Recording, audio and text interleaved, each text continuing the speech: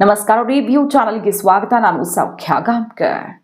ರೈತರ ಹೋರಾಟದ ಕಿಚ್ಚು ರಾಜ್ಯವನ್ನು ವ್ಯಾಪಿಸುತ್ತಿದೆ. ಜಿಲ್ಲೆಯಿಂದ ಜಿಲ್ಲೆಗೆ ಹಬ್ಬುತ್ತಿದೆ. ಅಷ್ಟು ಆಕ್ರೋಶ ಭರಿತರಾಗಿದ್ದಾರೆ ರೈತರು. ಒಂದು ಹೆಜ್ಜೆ ಹಿಂದಿಡೋಕ್ಕೂ ರೆಡಿ ಇಲ್ಲ. ಯಾಕಂದರೆ ನಾವು ಬೆವರು ಸುರಿಸಿ ಬೆಳೆದಂಥ ಬೆಳೆಗೆ ಬೆಲೆನೂ ಕೊಡಲ್ಲ, ನೀವು ಲಾಭದಲ್ಲಿ ಮಿಂದೇಳ್ತೀರಿ ಅಂದರೆ ಹೆಂಗೆ ಕಥೆ ಇದು ಅನ್ನುವ ಆಕ್ರೋಶ ಸಿಡಿದಿರೋದಲ್ವಾ.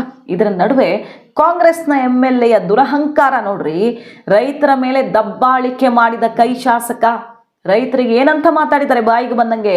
ಹೋರಾಟ ನಿರತ, ಪ್ರತಿಭಟನೆ ನಿರತ ರೈತರ ಮೇಲೆ ಕಾಂಗ್ರೆಸ್ನ MLAಯ, ಅದರಲ್ಲೂ ಸಕ್ಕರೆ ಕಾರ್ಖಾನೆ ಮಾಲೀಕ MLAಯ ದರ್ಪ ನೋಡ್ಬೇಕು ನೀವು. ರಕ್ತ ಕುದಿಯತ್ತೆ ಹಾಗೆ.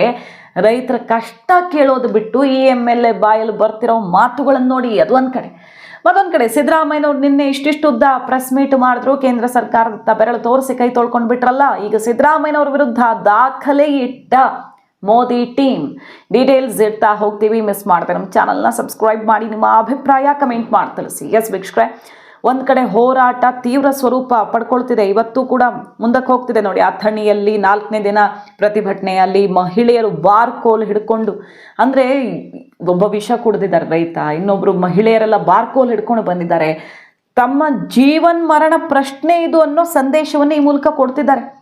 ಅಲ್ಲಿ ಹೆದ್ದಾರಿ ತಡೆಗೆ ಯತ್ನಿಸಿದ್ದಾರೆ ರೈತರು. ಪೊಲೀಸರ ನಡುವೆ ವಾಗ್ವಾದ ಆಗಿದೆ.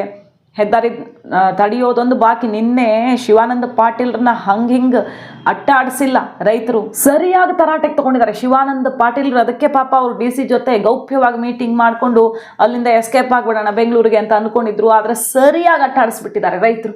ಅದು ಒಂದು ಕಡೆ. ಮುಖ್ಯಮಂತ್ರಿಗಳಿಗೂ ಆ ಭಯ. ಅಲ್ಲಿ ಅಂತ್ಯಕ್ರಿಯೆಗೆ ಹೋಗಿದ್ರು ಬಾಗಲಕೋಟೆಗೆ. ಅದ್ರ ಪಕ್ಕದಲ್ಲಿ 10 ನಿಮಿಷ ಬಂದ್ರೆ ರೈತರು ಸಿಗ್ತಿದ್ರು. ಆ ಕಡೆ ತಲೆನೂ ಹಾಕಲಿಲ್ಲ. ಹೋದ್ರೆ ಸುಮ್ಮನಿರ್ತಿದ್ರ ರೈತರು. ಪ್ರಶ್ನೆ ಕೇಳೋಕ್ಕೆ ನೀವು ಪತ್ರಕರ್ತರನ್ನೇ ಹೆದರಿಸ್ಬಿಡ್ತೀರ ಸುತ್ತಲೂ ಕೂತವ್ರನ್ನ. ಆದರೆ ರೈತರೆಲ್ಲ ನೀವು ಮಧ್ಯೆ ಹೋಗಿ ನಿಂತರೆ ಏನು ಅಂತ ಅವ್ರು ಕೇಳೋ ಪ್ರಶ್ನೆಗೆ ನೀವು ಉತ್ತರ ಕೊಡೋಕ್ಕಾಗ್ತಿರ್ಲಿಲ್ಲ. ಹಾಗಾಗಿ ಹೋಗೇ ಇಲ್ಲ. ಅದೆಲ್ಲ ನೋಡಿದ್ದೀವಲ್ವ ನಾವು. ಇವತ್ತು 11 ಗಂಟೆಗೇನೋ ಮೀಟಿಂಗ್ ಮಾಡಿ ಏನು ಮಾಡ್ತಾರೆ ನೋಡಬೇಕು. ಲಾಸ್ಟ್ ಚಾನ್ಸ್ ಅಂತ ಕೊಟ್ಕೊಂಡು ಕಾಯ್ತಿದ್ದಾರೆ. ಇದರ ನಡುವೆ ಕಾಂಗ್ರೆಸ್ ಶಾಸಕನ ದಬ್ಬಾಳಿಕೆ ವಿಡಿಯೋ ನೋಡ್ಬೇಕು ನೀವು. ಇಲ್ಲಿರೋರು ಯಾರು ರೈತರು ಯಾರಲ್ಲ ಅನ್ನೋದು ನನಗೆ ಗೊತ್ತು ಅಂತಿದ್ದಾರೆ. ರೈತರೇ ಅಲ್ವಂತೆ ಪ್ರತಿಭಟನೆ ಮಾಡ್ತಿರೋದು. ಈ ವ್ಯಕ್ತಿ MLA ಕಾಂಗ್ರೆಸ್ನ ಶಾಸಕ ಯಶವಂತ ರಾಯ್ ಗೌಡ, ಇಂಡಿ ಶಾಸಕ, ಎಷ್ಟು ದಬ್ಬಾಳಿಕೆ ಅಂದರೆ ಇವರೆಲ್ಲ ಕಾರ್ಖಾನೆ ಮಾಲೀಕರುಗಳು, ಸಕ್ಕರೆ ಫ್ಯಾಕ್ಟರಿ ಇಟ್ಕೊಂಡಿರುವಂತಹ ದರ್ಪದ ಶಾಸಕರ ಬಾಯಲ್ಲಿ ಬರ್ತಿರೋ ಮಾತು ನೋಡ್ಬೇಕು ನಿಮಗೆ. ನೆತ್ತಿಗೆ ಇರುತ್ತೆ ಹಾಗೆ ಸಿಟ್ಟು. ಸುಮ್ಮನೆ ಅವ್ರ ಕಾರ್ಖಾನೆಗೆ ಕಾಂಪಿಟೇಷನ್ ಮೇಲೆ ಹಾಕ್ಕೊಳ್ತಿದ್ದಾರ. ಲಾಭನೇ ಇಲ್ವಂತೆ ಇವರಿಗೆ, ನಷ್ಟ ಇಬ್ಬರದ್ದು ನೋಡಬೇಕಲ್ಲ. ರೈತರಿಗೂ ಕಷ್ಟ, ಫ್ಯಾಕ್ಟ್ರಿಯವ್ರಿಗೂ ಕಷ್ಟ ಅಂತಾರೆ. ಸುಮ್ಮನೆ ಕಾಂಪಿಟೇಷನ್ ಮೇಲೆ ದಿನೇ ಒಬ್ಬರಾದ್ಮೇಲೆ ಒಬ್ಬರು ಅರ್ಜಿ ಹಾಕೋತಿದ್ದಾರೆ. ನಮ್ಮದು ಫ್ಯಾಕ್ಟ್ರಿ ಬೇಕು ಅಂತ. ನೋಡಿ ಅವ್ರ ಮಾತು ಕೇಳಿಸ್ಕೊಂಡು ಬನ್ನಿ. ರೈತರ ಮೇಲೇನೆ ಮುಗಿ ಬಿದ್ದಿದ್ದಾರೆ MLA.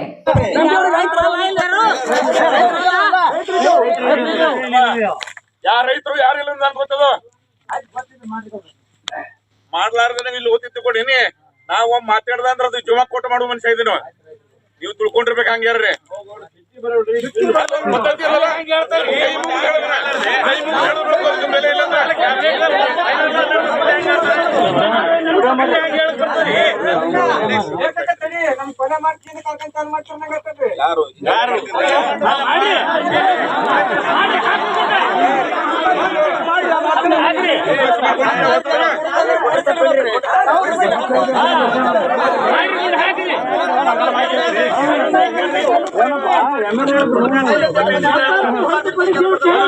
ಅನ್ಯಾಯ ಮಾಡ್ದಂತ ಅವ್ರು ಹೇಳ್ತಾರೆ.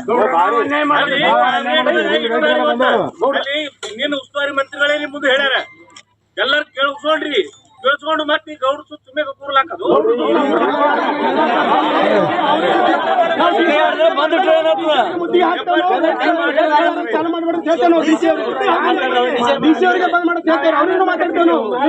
ನೀವು ನಂದೀಶ್ ಶುಗರ್ದವ್ರಿಗೆ ಹೆಂಗ್ ಚಾಲು ಮಾಡ್ಲಿಕ್ಕೆ ಪರ್ಮಿಷನ್ ಕೊಟ್ಟಿದ್ರಿ ಅಂತ ನಾವು ಕೇಳ್ತೇವೆ. ಬೇರೆ ಇಲ್ಲ, ಎಲ್ಲ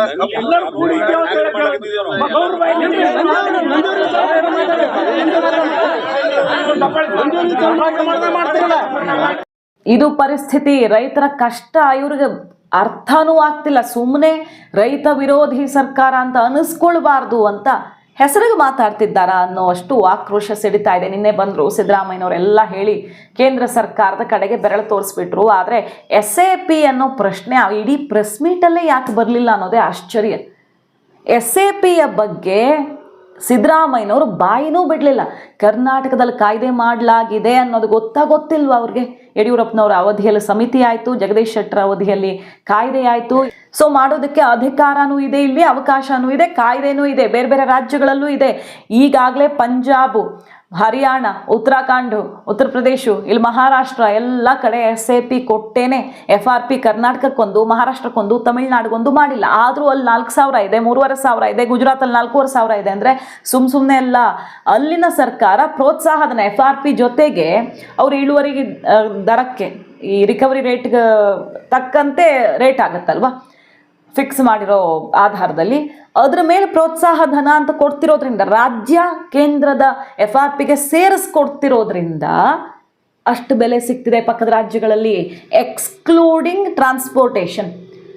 ಈ ಸಾಗಾಟದ ವೆಚ್ಚ ಕಳೆದು ಅಷ್ಟು ದುಡ್ಡು ಕೊಡ್ತಿದ್ದಾರೆ. ಅಂದರೆ ಸುಮ್ಮನೆ ಕೊಡ್ತಿರೋದಲ್ಲ, ರಾಜ್ಯ ಸರ್ಕಾರ ಕೊಡ್ತಿರೋದು. ಕರ್ನಾಟಕದಲ್ಲೂ ಹಿಂದೆ ಅಲ್ಪ ಸ್ವಲ್ಪ ಕೊಟ್ಟಿರೋದಿದೆ, 2-3 ಎಕ್ಸಾಂಪಲ್ಸ್ ಇವೆ. ಇದೆಲ್ಲ ಗೊತ್ತೇ ಇಲ್ವಾ ಮುಖ್ಯಮಂತ್ರಿಗಳಿಗೆ? ನಾವು ಕೊಡೋಕೆ ಅವಕಾಶ ಇದೆಯಾ ಇಲ್ವಾ ಅನ್ನೋದು ಹೇಳಕ್ ಹೋಗಲ್ಲ ಅವರು. ಈಗಿರೋದನ್ನೇ ಕೊಡೋಕ್ಕಾಗ್ತಿಲ್ವಪ್ಪ ಸಿದ್ದರಾಮಯ್ಯನವ್ರಿಗೆ ಗ್ಯಾರಂಟಿ ಹೊರೆಯಿಂದ. ಇನ್ನು ಎಕ್ಸ್ಟ್ರಾ 200-300 ಪ್ರೋತ್ಸಾಹಧನ ಘೋಷಣೆ ಮಾಡಿಬಿಟ್ರೆ ಎಲ್ಲಿ ದಿವಾಳಿ ಆಗಿ ಹೋಗುತ್ತೋ ಸರ್ಕಾರ ಅನ್ನೋ ಭಯವ ಇವ್ರಿಗೆ. SAPದ ಸುದ್ದಿನೇ ಎತ್ತಲ್ಲ ಪಾಪ ಸಿದ್ದರಾಮಯ್ಯನವರು. ಈಗ ಸಿದ್ದರಾಮಯ್ಯನವ್ರ ವಿರುದ್ಧ ದಾಖಲೆ ರಿಲೀಸ್ ಮಾಡಿದೆ ಮೋದಿ ಟೀಮ್. ಕೇಂದ್ರ ಸಚಿವರಾದ ಪ್ರಹ್ಲಾದ್ ಜೋಶಿ ಅವರು ಅಂಕಿಅಂಶಗಳ ಸಮೇತ ಬಂದರು. ಎಥನಾಲ್ ಲೆಕ್ಕ ಹೇಳಿದ್ರು ಸಿದ್ದರಾಮಯ್ಯನವರು. ನಾವು 270 ಕೋಟಿ ಲೀಟರ್ ಉತ್ಪಾದನೆ ಮಾಡ್ತೀವಿ, ಆದರೆ ಕೇಂದ್ರ ಸರ್ಕಾರ ಕರ್ನಾಟಕದಿಂದ ಬಾಯಿ ಮಾಡೋದಕ್ಕೆ ಅಲೋಕೇಟ್ ಮಾಡಿರೋದು ಬರೀ 47 ಕೋಟಿ ಲೀಟರ್ ಅಂತಲೇ ಹೇಳ್ತಾರೆ ಅವರು. ಅದಕ್ಕೆ ಹಸಿ ಸುಳ್ಳು ಹೇಳ್ತೀರಾ ಸಿದ್ದರಾಮಯ್ಯನವರೇ ಅಂತ ಪ್ರಹ್ಲಾದ್ ಜೋಶಿ ಅವರು ತಿರುಗೇಟ್ ಕೊಟ್ಟಿದ್ದಾರೆ. ಅಂದರೆ ಹೆಚ್ಚಿನ ಎಥನಾಲ್ ಬೈ ಮಾಡಿದ್ರೆ ಫ್ಯಾಕ್ಟ್ರಿಗಳಿಗೆ ಲಾಭ ಆಗುತ್ತೆ, ಆಗ ರೈತರಿಗೆ ಕೊಡ್ಬೋದು. ಬಟ್ ಕರ್ನಾಟಕಕ್ಕೆ ಅನ್ಯಾಯ ಮಾಡಿದೆ ಕೇಂದ್ರ ಸರ್ಕಾರ ಅಂತ ಸಿದ್ದರಾಮಯ್ಯನವರು ವಾದ. ಬಟ್ ಜೋಶಿ ಅವರು ಇಟ್ಟಿರೋ ಲೆಕ್ಕ ಏನು? 116 ಕೋಟಿ ಲೀಟರ್ ಕರ್ನಾಟಕದಿಂದ ಬೈ ಮಾಡಿರೋದು, ಅಷ್ಟು ಅಲೋಕೇಟ್ ಮಾಡಿರೋದು. ಅದರಲ್ಲಿ 80 ಕೋಟಿ ಲೀಟರ್ಗೂ ಅಧಿಕ ಪ್ರಮಾಣದಲ್ಲಿ ಕಬ್ಬಿಗೆ ರಿಲೇಟೆಡ್ ಎಥನಾಲೇ ನಾವು ಕರ್ನಾಟಕಕ್ಕೆ ಫಿಕ್ಸ್ ಮಾಡಿರೋದು. ಇದು ಬರೀ ಸುಳ್ಳು ಹೇಳ್ತಿದ್ದಾರೆ. ಜಾರ್ಖಂಡ್ ಲೆಕ್ಕವನ್ನು ಕರ್ನಾಟಕಕ್ಕೆ ಹೇಳ್ತಿದ್ದಾರೆ. ನಿದ್ದೆಯಿಂದ ಎದ್ದು ಬಂದು ಮಾತಾಡ್ತಿದ್ದಾರೆ. ನಾಚಿಕೆಗೇಡು ಮುಖ್ಯಮಂತ್ರಿ ಅಂತ ಅವರು ವಾಗ್ದಾಳಿ ನಡೆಸಿದ್ರು. ನಿಮಗೇನ್ರಿ ದಾಡಿ? ಪಂಜಾಬಲ್ಲಿ ಕೊಡೋದನ್ನ ಇಲ್ಲಿ ಕೊಡೋಕೆ ನಿಮ್ಗೇನು ದಾಡಿ? ನಿಮ್ಮದೇ ಕೈಕೂಟದ ಸರ್ಕಾರ ಇದೆ ಅಲ್ಲಿ, ಅವ್ರು ಕೊಡ್ತಾರೆ, ನಿಮಗೇನ್ರಿ ದಾಡಿ ಅಂತ ಇದೇ ಮಾತಲ್ಲಿ ಪ್ರಶ್ನೆ ಮಾಡ್ತಾರೆ ಪ್ರಹ್ಲಾದ್ ಜೋಶಿ ಅವರು. ಮುಖ್ಯಮಂತ್ರಿಗಳು ಪತ್ರಿಕಾಗೋಷ್ಠಿ ಮಾಡಿ ಹಸಿ ಸುಳ್ಳನ್ನು ಹೇಳುವ ಪ್ರಯತ್ನವನ್ನು ಮಾಡ್ತಾ ಇದ್ದಾರೆ. 2025-26ಕ್ಕೆ ಕರ್ನಾಟಕಕ್ಕೆ ಒಟ್ಟು ಎಥೆನಾಲ್ ಅಲೋಕೇಶನ್ ಆಗಿರೋದು 116.31 ಕೋಟಿ ಲೀಟರ್. ಅವರೆಷ್ಟು ಹೇಳಿದ್ರು? 27 ಅಂತ ಹೇಳಿದ್ರು. 27 ಆಗಿರೋದು ಜಾರ್ಖಂಡಕ್ಕೆ. ಮೋಸ್ಟ್ಲಿ ಅವ್ರಿಗೆ ಇದೇನು ನಾವು ರಿಲೀಸ್ ಮಾಡಿದ್ದೀವಿ, ಅಧಿಕೃತವಾಗಿ ನಾವೇನು ರಿಲೀಸ್ ಮಾಡಿದ್ದೀವಿ, ಇದರಲ್ಲಿ ಅವರಿಗೆ ಜಾರ್ಖಂಡು ಮತ್ತು ಇದು ಕನ್ಫ್ಯೂಸ್ ಆಗಿದೆ. ಜಾರ್ಖಂಡಕ್ಕೆ 27 ಲಕ್ಷ ಲೀಟರ್ ಇದೆ.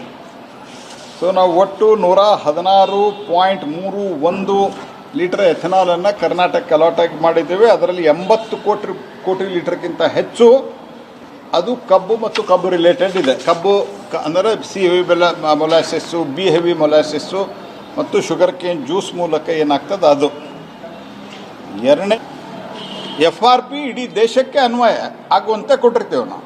ಇದರ ಹೊರತುಪಡಿಸಿ ಪಂಜಾಬ್, ನಿಮ್ಮ ND ಸರ್ಕಾರದ ಘಟಬಂಧನ ಸರ್ಕಾರ, ಆನಂತರ ಉತ್ತರಾಖಂಡ್, ಉತ್ತರ ಪ್ರದೇಶ, ಹರಿಯಾಣ 4 ರಾಜ್ಯಗಳು ಸ್ಟೇಟ್ ಅಡ್ವೈಸ್ ಪ್ರೈಸ್ ಮಾಡಿ ಇಂಪ್ಲಿಮೆಂಟ್ ಮಾಡಿಸ್ತಾ ಇದ್ದೇವೆ. ನಿಮಗೇನಾಗಿದೆ ದಾಡಿ? ಮುಖ್ಯಮಂತ್ರಿಗಳು ಸುಳ್ಳು ಹೇಳಿ ರೈತರನ್ನ ನೀವು ತಪ್ಪು ದಾರಿಗೆ ಎಳಿಲಿಕ್ಕೆ ಸಾಧ್ಯ ಇಲ್ಲ. ಇದಕ್ಕೆ ಸಿದ್ದರಾಮಯ್ಯನವರು ಕೌಂಟರ್ ಕೊಟ್ಟಿದ್ದಾರೆ. ಎಥನಾಲು ಮತ್ತೊಂದು ಅಂತ ಜೋಶಿ ಅವರು ಸುಳ್ಳೇ ಅವ್ರ ಮನೆ ದೇವರು, ಸುಳ್ಳು ಹೇಳ್ತಿದ್ದಾರೆ. ಅಂಕಿಅಂಶಗಳ ಪ್ರಕಾರನೇ ನಾನು ಇಟ್ಟಿರೋದು. ಕೇಂದ್ರ ಸರ್ಕಾರ ರಾಜ್ಯಕ್ಕೆ ಮೋಸ ಮಾಡಿರೋದು ಹೌದು, ಮತ್ತೊಮ್ಮೆ ಈ ವರ್ಷವೂ ಮಾಡಿದೆ, ಹಿಂದೂ ಮಾಡಿತ್ತು ಅಂತ ಅವರು ಕೂಡ ಹೇಳಿದ್ದಾರೆ. ನೀವು ಕಿತ್ತಾಡ್ಕೊಳ್ಳಿ, ರೈತರಿಗೆ SAP ಕೊಡಿ, ರೈತರಿಗೆ FRP ಜಾಸ್ತಿ ಮಾಡಿಸೋದಕ್ಕೆ ಕೇಂದ್ರದ ಜೊತೆ ಮಾತಾಡಿ, ಎರಡೂ ಮಾಡಿ. ಸೊ ಯಾವ್ದು ಸುಳ್ಳು ಯಾವ್ದು ಸರಿ ಇದರಲ್ಲಿ? ರಾಜ್ಯ ಸರ್ಕಾರ FRP ನಿಗದಿ ಮಾಡಿರೋದು ಇಲ್ಲಿನ ರಿಕವರಿ ರೇಟ್ಗೆ 3,600ಕ್ಕೂ ಅಧಿಕ ಆಗಬೇಕು. 3,550 ಸ್ಟ್ಯಾಂಡರ್ಡ್ ಅವ್ರು ಕೊಟ್ಟಿರೋದು 10.25 ಏನೋ ರಿಕವರಿ ರೇಟ್ಗೆ, ಇಲ್ಲಿ 10.5 ಬರೋದ್ರಿಂದ ಇಷ್ಟೆಷ್ಟು ಆಗತ್ತೆ ಅಂತ ಅವ್ರ ಲೆಕ್ಕ ಅವ್ರು ಹೇಳಿದ್ದಾರೆ. ಕೇಂದ್ರ ಸರ್ಕಾರ ಏನು ಕೊಟ್ಟಿದೆ, ರಾಜ್ಯ ಈಗ ಏನು ಕೊಡಬೇಕಾಗಿದೆ, ಯಾಕೆ ಇವರು ಸೇರಿಸ್ಕೊಡ್ತಿಲ್ಲ? ಎಲ್ಲ ಕಡೆ ಕೊಡ್ತಿದ್ದಾರೆ ಅಂದರೆ FRP ಎಲ್ಲ ಕಡೆ ಇಡೀ ದೇಶಕ್ಕೆ ಸೇಮ್ ಇದ್ದರೂ ಕರ್ನಾಟಕದಲ್ಲಿ ಮಾತ್ರ ರೈತರು ಸಿಡ್ದೆದ್ದಿರೋದು ಯಾಕೆ? ಕರ್ನಾಟಕ ಸರ್ಕಾರದ ಮಿಸ್ಟೇಕಿಂದ ಅಂತ ಈಗ BJP ಕೇಂದ್ರ ಸಚಿವರ ಪಡೆ ಸಿದ್ದರಾಮಯ್ಯನವರ ವಿರುದ್ಧ ಮುಗಿಬಿದ್ದಿರೋದು ಜೋರ್ಜಟಾಪಟಿ ಆಗ್ತಿದೆ BJP ಕಾಂಗ್ರೆಸ್ನ ನಡುವೆ. ಈಗ ಅಶೋಕ್ ಸೇರಿದಂತೆ BJP ಅವರೆಲ್ಲ 500 ರೂಪಾಯಿ ಪ್ರೋತ್ಸಾಹಧನ ರಾಜ್ಯ ಸರ್ಕಾರ ಘೋಷಣೆ ಮಾಡ್ತಿರೋ ಇಲ್ವೋ?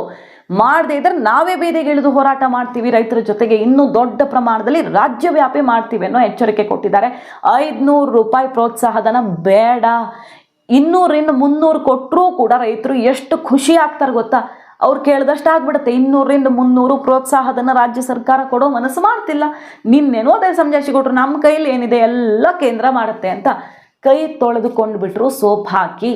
ಆದರೆ ರೈತರು ಬಿಡ್ತಿರ್ಲಿಲ್ಲ, ಪತ್ರಕರ್ತರು ಬಿಟ್ಟಿರಬಹುದು ನಿಮ್ಮನ್ನ. ರೈತರ ಮಧ್ಯೆ ಹೋಗಿ ಮಾತಾಡಿದ್ರೆ ಇದೆಯಲ್ಲ ಸಿದ್ದರಾಮಯ್ಯನವರು, ಅದಕ್ಕೆ ಹೋಗಿಲ್ಲ ಅವರು, ಪಕ್ಕದಲ್ಲಿ ಬಾಗಲಕೋಟೆಗೆ ಹೋದ್ರು. ಅವ್ರಿಗೆ ತುಂಬ ಚೆನ್ನಾಗಿ ಗೊತ್ತಿರುತ್ತೆ ಇದ್ರ ಬಗ್ಗೆ. SAP ಮತ್ತೊಂದು ಎಲ್ಲ ತುಂಬ ಚೆನ್ನಾಗಿ ಪಕ್ಕದ ರಾಜ್ಯದಲ್ಲಿ ಹೋಗಿ ಮಾರ್ತಾ ಇದ್ದಾರೆ. ಕರ್ನಾಟಕದ ಕಬ್ಬು 10 ಲಕ್ಷ ಟನ್ನು ಮಹಾರಾಷ್ಟ್ರಕ್ಕೆ ಹೋಗಿದೆ. ಯಾಕೆ ಹೋಗಿದೆ? ಅವರು ಎಕ್ಸ್ಕ್ಲೂಡಿಂಗ್ ಟ್ರಾನ್ಸ್ಪೋರ್ಟೇಷನ್ನು ನಮಗೆ ದುಡ್ಡು ತಕ್ಷಣಕ್ಕೆ ಕೊಡ್ತಿದ್ದಾರೆ. ಮತ್ತೆ 3 ವರ್ಷ ಆದಮೇಲೆ ಈ ವರ್ಷದ್ದು ಬಿಲ್ ಕೊಡ್ತಿಲ್ಲ. ಉದ್ರೆ ಕೊಡ್ಬೇಕು ಇವರು. ಕಾರ್ಖಾನೆಗಳು ದುಡ್ಡಿನ ಮಾಲೀಕರು, ದೊಡ್ಡ ದುಡ್ಡಲ್ಲಿ ಮೆರಿತಾ ಇರೋರು ರೈತರ ಹತ್ರ ದುಡ್ಡನ್ನು, ಹಾಗೆ ಕಬ್ಬಿನ ದುಡ್ಡನ್ನು ವರ್ಷಗಟ್ಟಲೆ ಚಪ್ಪಲಿ ಸವಸ್ಕೊಂಡು ಅಲೆದಾಡೋ ಥರ ಮಾಡ್ತಿದ್ದಾರೆ. ಅಂದರೆ ನಾಚಿಕೆಡಲ್ವಾ? ಅಂತಹ ಕಾರ್ಖಾನೆಗಳ ವಿರುದ್ಧ ಏನು ಕ್ರಮ ತಗೊಂಡಿದೆ ಸರ್ಕಾರ? ಅದನ್ನು ಹೇಳ್ತಾರೆ ಬಾಯ್ಬಿಟ್ಟು. ಮತ್ತೆ ನಮ್ಮದು ಬರೀ ತೂಕ ಬೆಲೆ ಸರಿಯಾಗಿ ಕೊಡ್ತಿದ್ದಾರಾ, ಟೈಮಿಗೆ ಸರಿಯಾಗಿ ಕೊಡ್ತಿದ್ದಾರಾ ಅಷ್ಟೇ ನೋಡೋದು ರಾಜ್ಯ ಸರ್ಕಾರದ್ದು, ನಿಗದಿ ಮಾಡೋದೆಲ್ಲ ಕೇಂದ್ರ ಅಂತ. ಕಡೆಗೆ ಆ ಕೆಲಸನೂ ಆಗ್ತಿಲ್ವಲ್ಲ. ಇಲ್ಲಿ ತೂಕನೂ ಮೋಸ. ಡಿಜಿಟಲೈಸ್ ಮಾಡಿದ್ದೀವಿ ನಾವು ಬಂದಮೇಲೆ 11 ಕಡೆ, 80 ಫ್ಯಾಕ್ಟ್ರಿಗಳಿರೋದು ಕಡೆ 11 ಕಡೆಗಳಲ್ಲಿ ತೀರ್ಮಾನ ಆಗಿರೋದು, ಇಂಪ್ಲಿಮೆಂಟ್ ಆಗಿರೋದ್ರ ಬಗ್ಗೆ ಮಾತಾಡಿಲ್ಲ. ಒಂದಷ್ಟು ಲೆಕ್ಕ ಇಟ್ಟು ಹೋಗ್ಬಿಟ್ರು. ಆದರೆ ಅಸಲಿಯತ್ತು ಏನು ಅನ್ನೋದನ್ನ ಬಿಡಿಸಿ ಹೇಳಿದ್ರ ನೀವು? ಎಷ್ಟು ಕಡೆ ಮಾಡಿದ್ದೀವಿ, ಸಮಿತಿ ರಚನೆ ಮಾಡಿರೋ ಕೆಲಸ ಏನೇನಾಗಿದೆ, ಟೆಂಡರ್ ಕರೆದಿದ್ದೀವಿ, ಟೆಂಡರ್ ಕರೆದಿರೋದು ಅದು ಅಂತಿಮ ಪ್ರಕ್ರಿಯೆಗೆ ಹೋಗ್ಮುಟ್ಟದು ಯಾವಾಗ? ಯಾವುದೂ ಮಾತಾಡದ ಸಿದ್ದರಾಮಯ್ಯನವರು ಇವತ್ತು 11 ಗಂಟೆ ಮೀಟಿಂಗಲ್ಲಿ ಏನು ಮಾಡ್ತಾರೆ ನೋಡಬೇಕು. ಇವತ್ತು ರೈತರಿಗೆ ನ್ಯಾಯ ಕೊಡುವಂಥ ನಿರ್ಧಾರ ಮಾಡಿದರೆ ಬಚಾವು, ಇಲ್ಲ ಇವ್ರ ಮೇಲೆ ಹಾಕ್ಕೊಂಡು ನಾವು ಕೊಡಲ್ಲ ಅಂತ ಹೇಳಿದ್ರೆ ರೈತರು ಸುಮ್ಮನಿರೋಕೆ ಈ ಸಲ ರೆಡಿ ಇಲ್ಲ. ದರ್ಶನ್ ಪುಟ್ಟಣ್ಣಯ್ಯ ಅವರು ಜಾಯ್ನ್ ಆಗಿದ್ದಾರೆ. ಅವರು ಕಾಂಗ್ರೆಸ್ ಬೆಂಬಲಿತ ಶಾಸಕ, ಅಂದರೆ ಸಪ್ರೇಟ್ ಅವರು ಸ್ವತಂತ್ರ ಗೆದ್ದಿರೋದಾದರೂ ಕಾಂಗ್ರೆಸ್ ಬೆಂಬಲಿತ ಇದ್ದಾರೆ. ಅವರಿಗೆ ಜಾಯ್ನ್ ಆಗಿದ್ದಾರೆ. ರೈತರಿಗೆ ಖಂಡಿತ ಈ ಬೆಲೆ ಅವ್ರು ಕೇಳ್ತಿರೋದು ಸಿಗಲೇಬೇಕು, ಅವ್ರು ನ್ಯಾಯಯುತವಾಗಿ ಕೇಳ್ತಿದ್ದಾರೆ, ಘೋಷಣೆ ಮಾಡಲೇಬೇಕು, ಇದನ್ನು ತಾರ್ಕಿಕ ಅಂತ್ಯಕ್ಕೆ ನಾವು ತಗೊಂಡು ಹೋಗ್ತೀವಿ ಅಂತ ಅವರು ಕೂಡ ಕೈ ಜೋಡಿಸಿರೋದು ಹೋರಾಟಕ್ಕೆ ನಡೀತಾ ಇದೆ. ಈ ಚಳುವಳಿ ನೀವೆಲ್ಲ ಹುಟ್ಟಾಕಿದ್ದೀರಿ, ನೀವೆಲ್ಲ ಸೇರ್ಕೊಂಡು ಅದನ್ನ ಒಂದು ಅಂತ್ಯಕ್ಕೆ ತಗೊಂಡು ಹೋಗೋದ. ಈಗ ಸರ್ಕಾರದವರು ಅರ್ಥ ಮಾಡ್ಕೋಬೇಕಾದ್ರೆ ಇಷ್ಟೇ, ಇರೋದ್ರಲ್ಲಿ 3 ಜನ, ರೈತ ಬೆಳಿತಾನೆ, ಕಾರ್ಖಾನೆಯವರು ಇರ್ತಾರೆ, ಸರ್ಕಾರವ್ರು ಇರ್ತಾರೆ. ರೈತನ ಹತ್ರ ದುಡ್ಡಿಲ್ಲ ಕೊಡಕ್ಕೆ, ಇನ್ನೂ ಎಷ್ಟು ಕೊಡಕ್ಕೆ? ಇನ್ನು ನಾವು ಈಗ ನೀವು ಬೆಳಿತೀರಾ, ಬೆಳೆಯಲ್ಲಿ ನೀವು ಸಾಲ ತೀರ್ಸಕ್ಕಾಯ್ತಾ, ಜೀವನ ಮಾಡಕ್ಕಾಯ್ತಾ? ಇಲ್ಲ ತಾನೆ. ಅದು ಅರ್ಥ ಈಗ ಚೆನ್ನಾಗಿ ಜೀವನ ಮಾಡ್ತಿರೋರು ಯಾರು? ಕಾರ್ಖಾನೆಯವರು ಚೆನ್ನಾಗಿ. ಈಗ ಹೋದ್ ಸಾರಿ 3,200 ಇತ್ತು, ಅವಾಗ್ಲೂ ನಿಮ್ಗೆ ಅಷ್ಟೇ ದುಡ್ಡು ಕೊಡ್ತಾ ಇದ್ರು. ಈಗ 4,000 ಆಗೈತೆ, ಇವಾಗ್ಲೂ ಇಷ್ಟೇ ದುಡ್ಡು ಕೊಡ್ತೀವಿ ಅಂತ ಹೇಳ್ತಿದ್ದಾರೆ. 3,000 ರೂಪಾಯಿನ ಜಾಸ್ತಿ ಮಾಡಿಲ್ಲ ಅಂತ ಹೇಳ್ತಿದ್ದಾರೆ. 4,000 ರೂಪಾಯಿ ಮಾಡ್ಕೊಂಡು ಅವ್ರು ಜಾಸ್ತಿ ದುಡ್ಡು ತಗೋಬಹುದು, ರೈತನಿಗೆ ಜಾಸ್ತಿ ಕೊಡೋಕಾಯ್ತಿಲ್ಲ. ಉಪ ಉತ್ಪನ್ನಗಳು ಮಾಡಿದಾಗ ಜಾಸ್ತಿ ದುಡ್ಡು ಕೊಡಬೇಕು ಅಂತ ಹೇಳಿದ್ರೆ ಎಷ್ಟು ಚೆನ್ನಾಗಿ ಉಪ ಉತ್ಪನ್ನಗಳು ಮಾಡಿ ದುಡ್ಡನ್ನ ರೈತನಿಗೆ ಕೊಡ್ತಿದ್ದಾರೆ. ಇದನ್ನೆಲ್ಲ ಗಣನೆಗೆ ತಗೊಂಡು ಸರ್ಕಾರ ಇದರಿಂದ ಟ್ಯಾಕ್ಸ್ ಎಷ್ಟು ತಗೋತಾರೆ ಅಂತ ನಿಮ್ಗೆ ಗೊತ್ತಿರೋಂಥದ್ದು. ಸರ್ಕಾರದವ್ರುವೆ